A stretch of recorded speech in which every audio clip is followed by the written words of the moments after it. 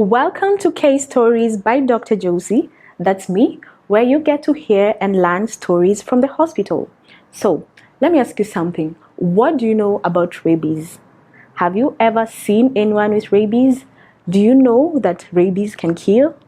Here's a story from Dr. Shiro.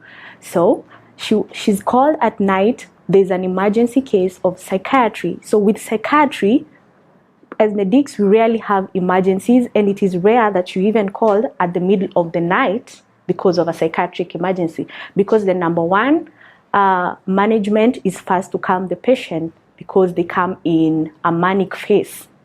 And the doc is wondering, why am I being called because of a psychiatric patient at night? Anyway, duty calls, we attend. And the moment she enters the casualty, she finds a middle-aged man who was actually 21 years old, running on his paws, barking like a dog, threatening to bite both medics and patients. She's wondering, is this a movie? Is this like from Grey's Anatomy?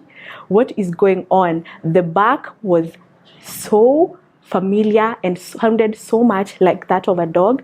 And she told me the most bizarre thing was the person was running on his paws. And everyone is scattering, running away from the patient, because as I've told you, they're trying to bite them. And as the doctor, what's the first thing you do? You have no time to start digesting. You have to work and think on your feet. So she's trying to get information about the patient. The people who brought the patient ran away. So the patient was only left with the medics. And she's wondering, how do I go about this? She's trying to get the male nurses to try to restrain the patient, but apparently he had like some superpower strength. Anyway, they were able to restrain the patient, and she's now trying to get the information of what went on prior to him presenting like this. She's looking for the parents. I'm telling you, the people who brought the patient ran away. So later on, when the patient is sedated and was calm, she was able to get a hold of the relatives.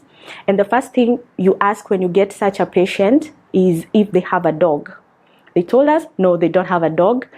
Have you ever owned a dog? They say it's even been a while, years before they owned a dog. So now we're wondering, the number one case of rabies and such presentation is because of, it comes from dogs.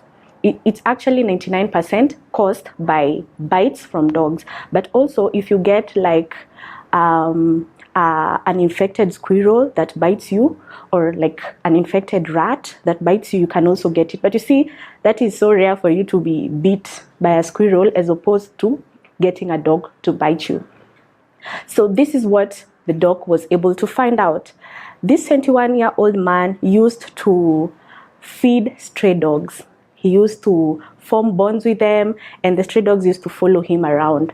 So it looks like either one of them had bit the guy, and he did not communicate about it. He did not tell anyone about it, and did not go to the hospital. And the thing with rabies, when you're bit, it doesn't mean it manifests immediately. Actually, there's a rule that we say, the farther away you are bit by a dog, that is from the brain. Because rabies goes to the brain. Rabies affect the brain. It causes inflammation of the brain. So we usually say, if you're bit far away from the brain, it takes much time to get to the brain as opposed as being bit closer to the brain. Case example, if you're bit in the hand, it will take lesser time to manifest as opposed to being bit on the leg. And the incubation period usually lasts around 3 to 8 weeks. It may manifest as early as 6 days. And with such a patient, we don't have any information. We don't have any history of what went on. So you can only assume that it has been a while and it has manifested. The thing with rabies is, if it is not treated, it can kill. Actually, rabies almost always kills if it is not treated. The good thing is there's usually a vaccine. There's a vaccine before you're exposed. This one is usually given to medics, especially healthcare workers who are dealing with, like, if such a person bites me at casualty, you see. So healthcare workers are usually given the before exposure. and after exposure, mostly for those who now get bitten. And for this patient, we usually recommend you come before even the manifestation starts, because as I've told you, it doesn't mean when you're bit today, you're going to manifest today. And the patient, however, was able to be managed for a while. It took a while before all the symptoms calm down. And these are usually the symptoms that you usually look out for.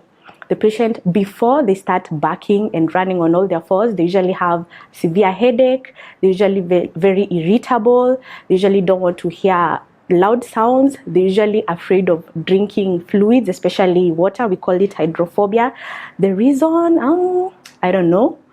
I think I've ever tried to research about it, but didn't get a clear answer about it. But these are how the manifestation comes before the full-blown barking episode comes.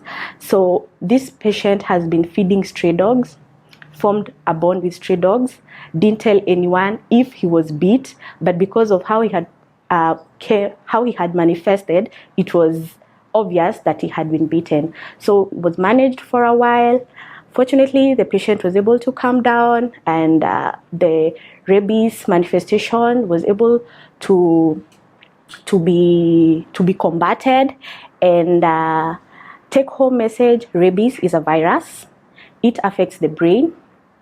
It is spread mostly by animal bites, mostly dogs, and it can also be in cats and rodents like squirrels and rats. And if you're bit, the best thing is to come to hospital immediately, because it can be prevented, and if not, it can kill. Thank you, Dr. Shiro, for sharing. Till next time, bye.